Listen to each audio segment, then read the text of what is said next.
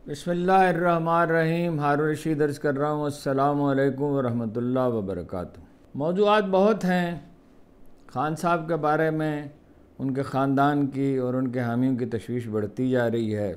ज़ाहिर है पस मंज़र में वो वज़ीराबाद में होने वाला कातलाना हमले को लोग भूले नहीं हैं। ताज़ा तरीन वाक़या उनके वकील के अगवा का है। उनकी बहनों को दो दिन का रिमांड दे दिया गया अलीमा खां का, और ये इल्ज़ाम आयद किया गया मज़ीद 2 दिन का, और ये इल्ज़ाम आयद किया गया कि वो बारूद से फ़लाँ चीज़ को उड़ाना चाहती थी। और अफवाहों की शिद्दत का ये आलम है। ये कहा जा रहा है कि इमरान खान को मारा पीटा गया है और इस वजह से उनके साथ किसी की मुलाकात नहीं करेगी। मेरे ख़्याल में तो ये बात दुरुस्त नहीं है। ये रिस्क कोई नहीं ले सकता, क्योंकि इसका तो ये कोई लोग पागल नहीं हो गए बिल्कुल। यानी ये है कि हवस इक़्तिदार तो सवार है बाज़ लोगों पे, बहुत से लोगों पे, लेकिन नौबत यहाँ तक नहीं आ सकती और ज़ाहिर है छुप नहीं सकेगी। और अगर ये ऐसा हुआ तो सिर्फ़ गम गुस्सा उनके हामियों का नहीं बढ़ेगा, बल्कि ये है कि बहुत बैक फुट पर चली जाएगी हुक्मरान पार्टियाँ। तो मुझे तो ये बिल्कुल ही अफवाह लगती है और अंदेशे लगते हैं, और अंदेशे पे हम राय नहीं दे सकते। अक़वाम मुत्तहिदा की एक रिपोर्ट के मुताबिक 10 करोड़ 70 लाख पाकिस्तानी ख़त ग़ुरबत के नीचे हैं, और $2.40 जो है ये कम अज़ कम फ़ीकस आमदन हो, और इससे नीचे हो तो फिर ये कहा जाता है ख़त ग़ुरबत से नीचे। वफाकी हुकूमत ने पश्तून तहफ़्फ़ुज़ मूवमेंट के साथ बातचीत का इख्तियार दे दिया है वज़ीर आला गंडापुर को, और नौरीन खान ने, इमरान खान की हमशीरा ने उनसे मुलाकात के लिए दरख्वास्त की दायर कर दी है अदालत में। एक बहुत ही चौंका देने वाली ख़बर ये है, मैं इसकी तस्दीक नहीं कर सकता न तरदीद कर सकता हूँ। ये 2 दिन से चर्चा हो रहा है, मुख्तलिफ़ लोग मुख्तलिफ़ तजवीज़ें पेश कर रहे थे। अब एक मुमताज़ अखबार रईस ने कहा है कि जैसे ही आईनी तरमीम पेश होने का वो होगा, इजलास बुलाया जाएगा, तो पहले वज़ीर-ए-आज़म के ख़िलाफ़ अदम एतमाद की तहरीक पेश कर दी जाएगी। अगर वो निमटेगी तो चेयरमैन सेनेट के ख़िलाफ़ कर दी जाएगी, फिर स्पीकर के ख़िलाफ़ कर दी जाएगी, और जब ये सूरत हाल हो तो कानून साज़ी नहीं हो सकती, तो तरमीम होती हुई नज़र नहीं आती।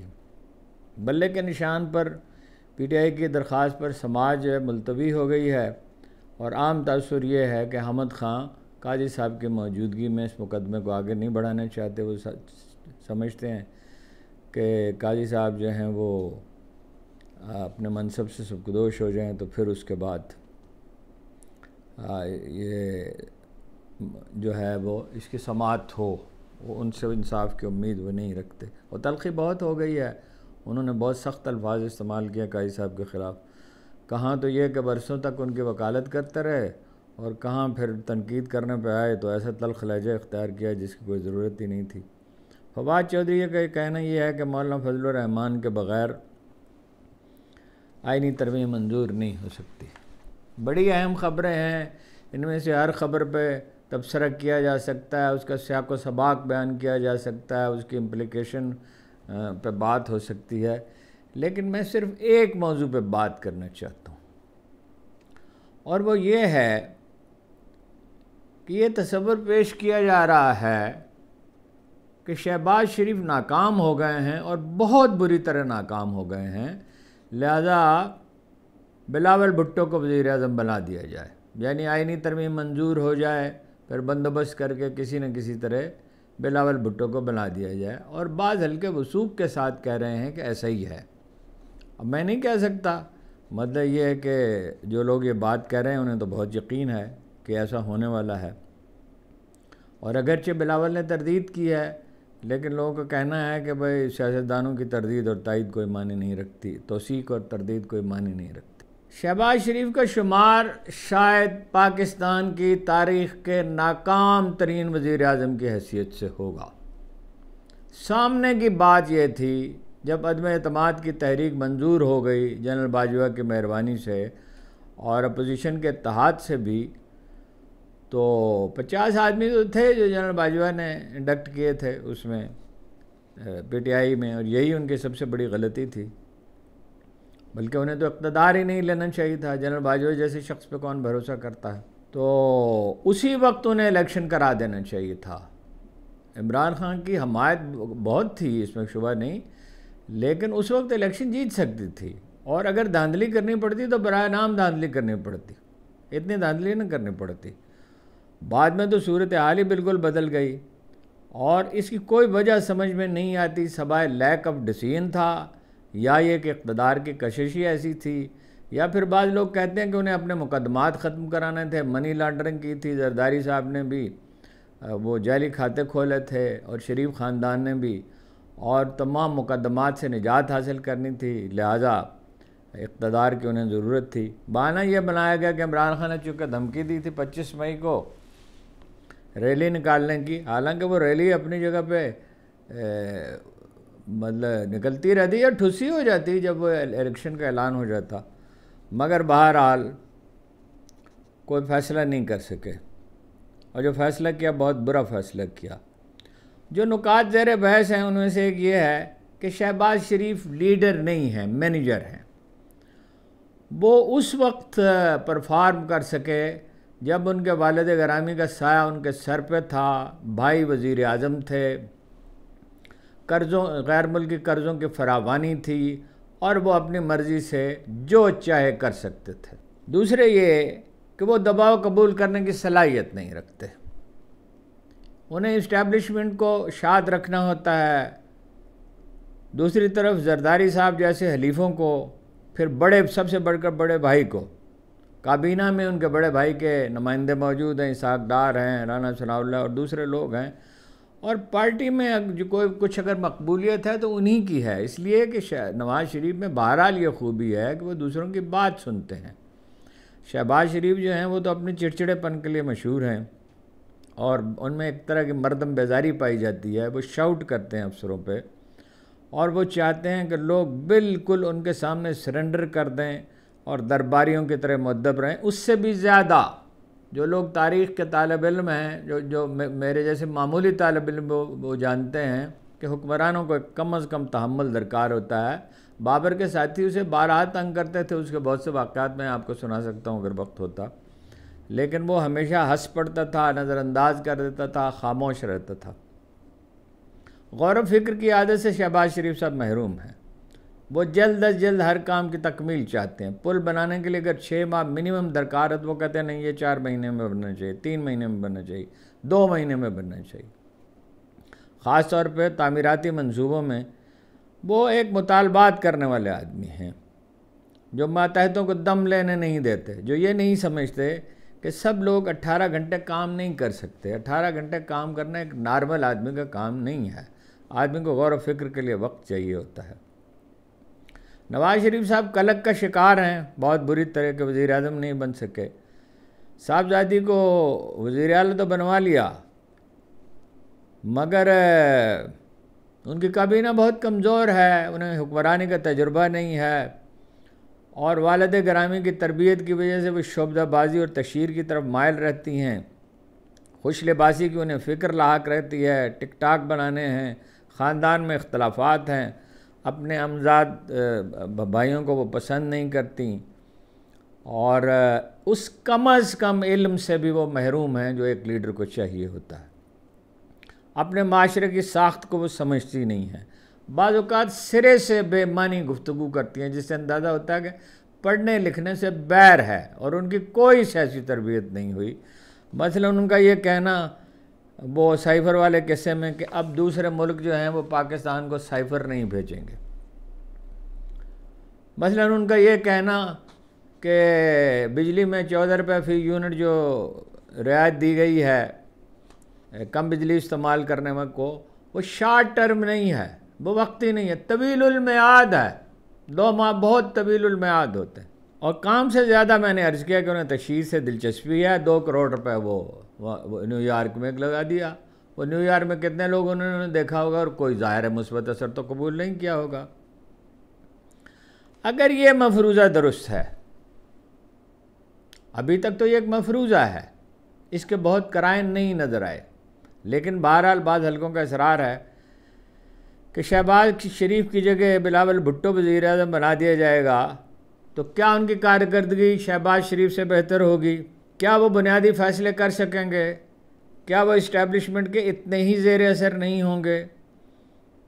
क्या उनके वालिद गिरामी का उन पर असर नहीं होगा? और क्या यह अजीब व गरीब सूरत हाल नहीं होगी कि वालिद गिरामी सदर हों और वह वज़ीर आज़म हों?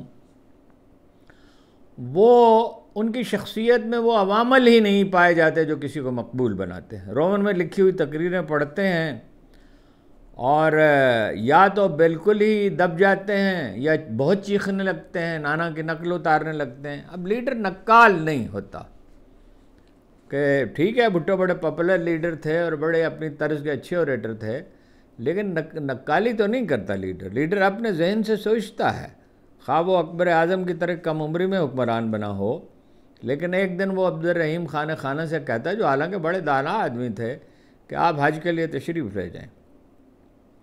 और लीडर एक होता है, लीडर बहुत से नहीं होते। ये ठीक है कि उसे मशवरा करना चाहिए, ज़्यादा से ज़्यादा मशवरा करना चाहिए। कि यूनानी मुअर्रख ने लिखा है, वो जो इस ज़माने में यहाँ आया था, कि 3-3, 4-4 घंटे, एक पहर तक आलमगीर जो है वो मुबाहिसा जो है वो करने की इजाज़त देता था और आखिर में अपनी राय देता था। हर कामयाब हुक्मरान, सबसे कामयाब हुक्मरान समझा जाता है, वैसे तो जनाब अबू बकर सिद्दीक़ का मर्तबा उनसे बुलंद है मेरे ख़्याल में, हुक्मरान के तौर पे बुनियाद उन्होंने रखी। जनाब उमर बिन ख़त्ताब को समझा जाता है, वो हर रोज़ मीटिंग करते थे, हर रोज़। ये तो काबीना के इजलास ही नहीं बुलाते ना हमारे लोग, और बेहतरीन लोगों से करते थे, यानी कबाइल के सरदारों से करते थे, कमांडरों से करते थे, सूबों से आने वाले वफूद से करते थे, अहले इल्म से करते थे, और जब जनाब अली करमुल्ला वजू से करते थे। और जब बिल्कुल ही कोई मामला बहुत ही उलझ जाए, हालांकि वो ख़ुद बहुत दाना आदमी थे और अपने माशरे की साख को खूब समझते थे, और ये कहा था कि हम धोखा नहीं देते मगर धोखे के 1000 शक्लों से वाकिफ़ हैं, तो फिर अहले बद्र के साथ मशवरा करते थे।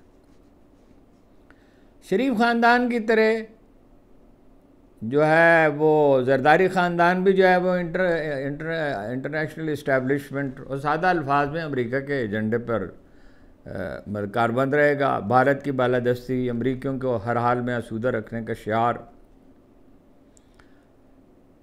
फिर ये कि उनके लिए बड़ी नापसंदगी अरबों में पाई जाती है और वजूहात बयान करने की ज़रूरत नहीं है। इतनी तलखी है कि शाह खालिद से उनसे मिलने के लिए गए, मौजूदा बादशाह से जो पहले थे, शाह अब्दुल्ला थे, वो उन्होंने स्विमिंग पूल पे मीटिंग रखी और अपने कुर्सियां जो हैं एक तरफ रखी। मुझे ऐनी शायद ने बताया, जो उस वक्त पाकिस्तानी सफारत खाने में थे।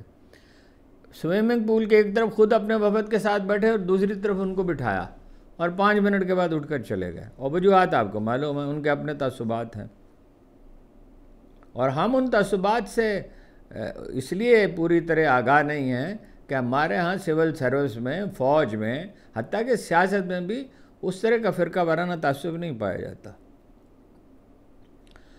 अच्छा, ये तो देखिए जी, अमरीकी एजेंडे के पे हैं शरीफ ख़ानदान, मगर बिलावल भुट्टो तो उनसे भी बढ़कर हैं। उनकी तरबियत जरदारी साहब ने की है, जिन्होंने हुसैन हक्कानी के ज़रिए अमरीकी इंतज़ामिया से शिकायत की थी कि मुझे फ़ौज से बचाया जाए, और जिनके हुक्म पर एक दिन उनके वज़ीर दाखिला रहमान मलक ने, जो एक नहायत अलमनाक हद तक सधी और करप्ट आदमी थे, उन्होंने ISI को वजारत दाखिला का हिस्सा करार देने का नोटिफिकेशन जारी कर दिया था। और जैसे ही दबाव पड़ा तो कहा कि वो तो क्लैरिकल मिस्टेक है। इससे ज़्यादा आमकाना, इससे ज़्यादा लग़व बहाना जो है वो शायद ही कभी, क्या वो फ़ारसी के किसी ने पेश किया हो कि गुनाह का जवाब गुनाह से भी बदतर है। शहबाज शरीफ जो हैं वो बैनुल-अक़वामी इज्तिमाअत में नाकर्दाकार दिखाई देते हैं। बिलावल भुट्टो का हाल भी यही है।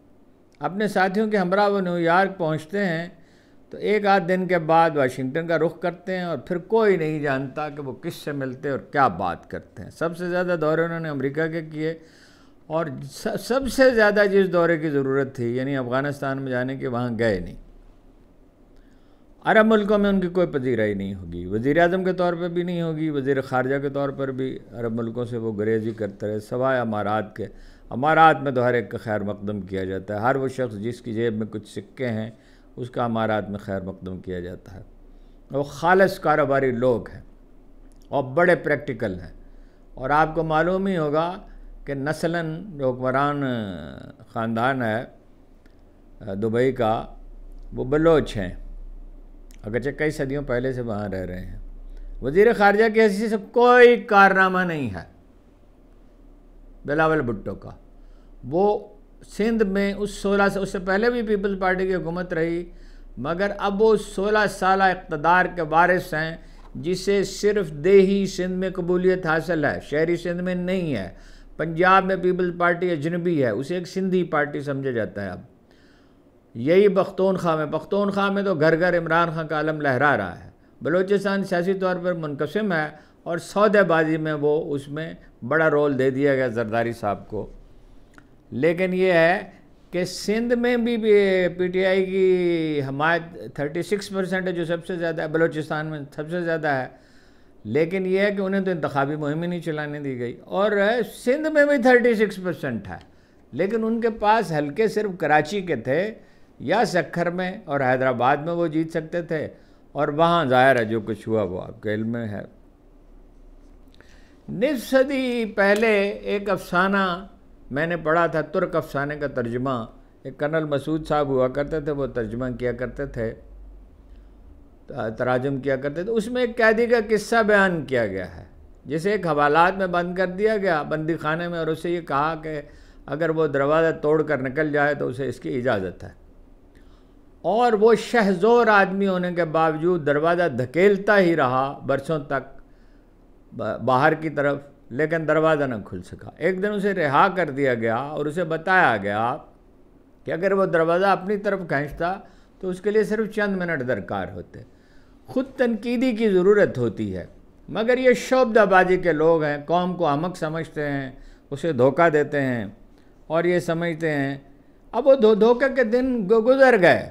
ये सोशल मीडिया का दौर है, इसमें इतनी ज़्यादा डिबेट हुई है पिछले 25 साल में कि सब चीज़ें लोगों पे उजागर हैं। पुलिस क्या है, FBI क्या है, सिविल सर्विस क्या है, शरीफ ख़ानदान क्या है, चौधरी ख़ानदान। लोग ये जानते हैं कि चौधरी ख़ानदान, शरीफ ख़ानदान, पहले भुट्टो ख़ानदान था, यानी बेनज़ीर का दौर की बात कर रहा हूँ, फिर अपना जरदारी एक जैसे करप्ट हैं। 1989 में गैलप का एक सर्वे था। बिलावल भुट्टो की उम्र तो अब एक बच्चे किसी नहीं है, यानी वो अब उम्र तो उनकी वो बलूगत के करीब पहुंच रहे हैं। लहजा मगर वही बचगाना है। और आप देखते ही हैं वो किस तरह की बातें करते हैं। जब कम बारिश होता है तो कम पानी आता है, ज़्यादा बारिश होता है तो ज़्यादा पानी आता है। और रोमन में लिखी हुई तकरीरें पढ़ते हैं और कांपे टांग रही हैं। और इस तरह के लतीफ़े उनके और भी बहुत से होंगे, ये ज़्यादा मशहूर हुए और आइंदा भी हो सकते हैं। अपने माशरे से वो लाताल्लुक़ हैं। मोहतरमा बेनज़ीर का भी मसला था और भुट्टो साहब का भी मसला था, मगर उन्होंने इस पर काबू पा लिया था। भुट्टो तो बहुत रवानी से उर्दू बोलने लगे थे, बीच में अंग्रेज़ी के लफ्ज़ बोलते थे, बल्कि बाज़-औक़ात सिंधी की बड़ी अच्छी कोई तरकीब या सराइकी की इस्तेमाल करते थे, या पंजाबी की भी। कोई भी शख्स जो सियासी हरकियात को समझता है, कोई भी शख्स जो इस माशरे की साख से आशना है, वो तस्लीम करेगा कि बिलावल भुट्टो हरगिज़ शहबाज शरीफ से बेहतर हुक्मरान नहीं हो सकते। बल्कि शहबाज शरीफ के तो फिर भी कुछ तामीराती कामों में ही सही कुछ न कुछ कारनामे हैं, अगरचे वो उनके बारे में हमेशा ये तासुर रहा है कि उस पर पूरा रुपया खर्च नहीं किया जाता। लेकिन यह है कि बिलावल भुट्टो ने तो कभी कुछ किया ही नहीं। वो तो एक ऐसी हुकूमत के वारिस हैं जहाँ कहा जाता है और ज़िम्मेदार लोग कहते हैं कि 35% तो जब बजट बनाया जाता है तो उसमें इजाफा कर लिया जाता है, और बाकी भी हस्ब तौफीक 2 लाख बोरियाँ जो हैं चूहे खा जाते हैं और थर का पानी भी पी जाते हैं। बलूचिस्तान सियासी तौर पर हमेशा मुनक़सिम रहा है और मुनक़सिम ही रहेगा, लेकिन बाकी तो पूरे मुल्क में कहीं पीपल्स पार्टी की कोई मकबूलियत नहीं है। अगर एक शफाफ इलेक्शन हो जैसा 2022 में हुआ, तो इमरान खान अगर 3/4 नहीं तो 70% सीटें ज़रूर जीत सकते हैं। पंजाब में और पख्तूनख्वा में और कराची में उन्हें कोई आसानी से हरा सकता ही नहीं है। सिंध और बलूचिस्तान में भी अगर उन्हें मौका मिले, इंतखाबी मुहिम के लिए काफ़ी वक्त मिले और उनके रास्ते में रुकावट न डाली जाए तो वो सीटें हासिल करें। पंजाब और पख्तूनख्वा में अगर कोई डोमिनेट कर जाए तो फितरी बात है कि सिंध के बाद ख़ानदान उनसे आ मिलेंगे, अगर इस्टेब्लिशमेंट उसमें मुदाखलत न करे।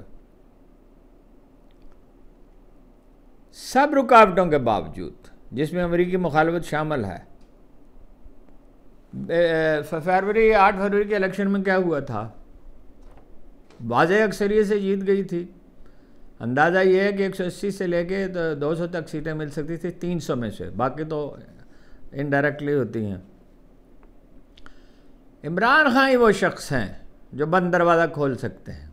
उसकी शरात हैं अगरचे, जो कायद-ए-आज़म के पास सबसे ज़्यादा मकबूल हैं, जिन्हें खाली ख़जाना मिला, अमेरिका जिनका मुखालिफ था, जनरल बाजवा जिनके ख़िलाफ़ साजिशें अव्वल दिन से कर रहे थे, इसके बावजूद उन्होंने मईशत को, कोरोना की जैसी वबा थी जिसमें बड़े बड़े मुल्क तबाह हो गए, मगर इसके बावजूद उन्होंने संभाल लिया, भूखों को खाना खिलाया, रहाइश की जगह दी उन लोगों को जिनके पास रहाइश की जगह नहीं थी, दरख्त लगाए, बेनज़ीर इनकम सपोर्ट प्रोग्राम से 8.5 लाख जाली लोगों को निकाला।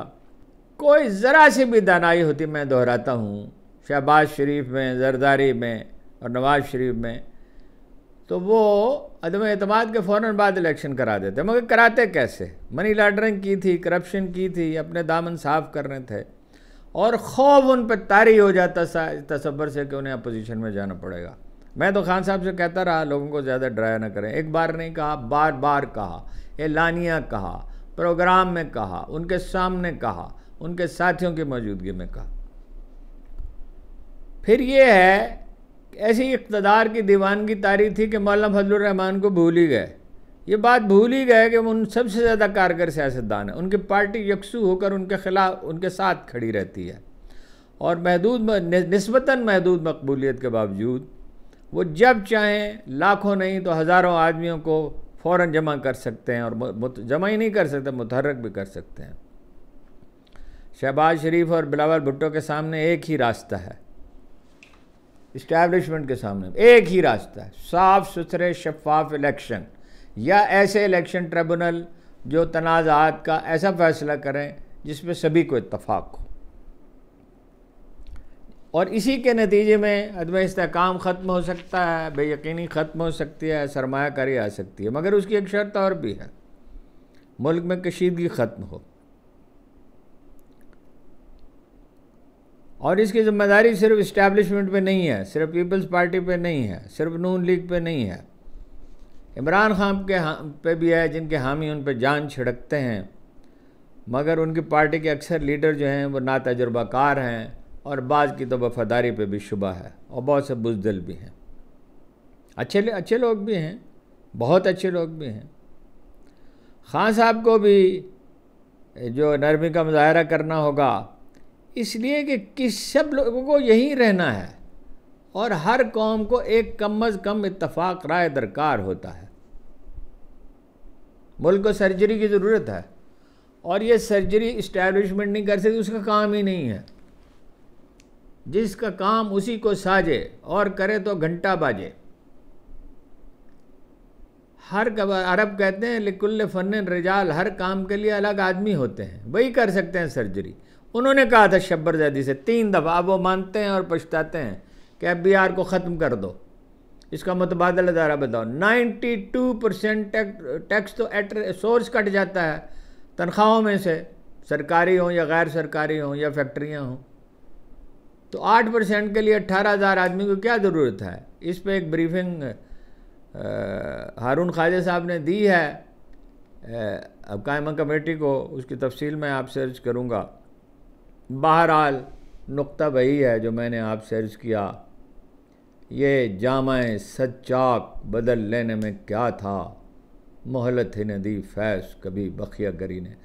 बखियागरी का, पेबंद लगाने का, शोबदाबाजी का वक्त गुजर चुका। मुल्क को एक नए मलबूस की, जैसे एक आदमी को नए मलबूस की ज़रूरत होती है, मुल्क को एक नए इमरानी मुआहदे की ज़रूरत है। इसी आइन की हुदूद में मकालमे के साथ, मज़ाकरात के साथ, ठंडे दिल के साथ बातचीत के साथ, तैश से बाहर निकल कर, इंतकाम के जज्बे से ऊपर उठकर, ज़फ़र आदमी उसे न जानिए हो वो कैसा ही साहिब फ़हम ज़का, जिसे ऐश में याद खुदा न रही, जिसे तैश में खौफ खुदा न रहा। आपका बहुत बहुत शुक्रिया।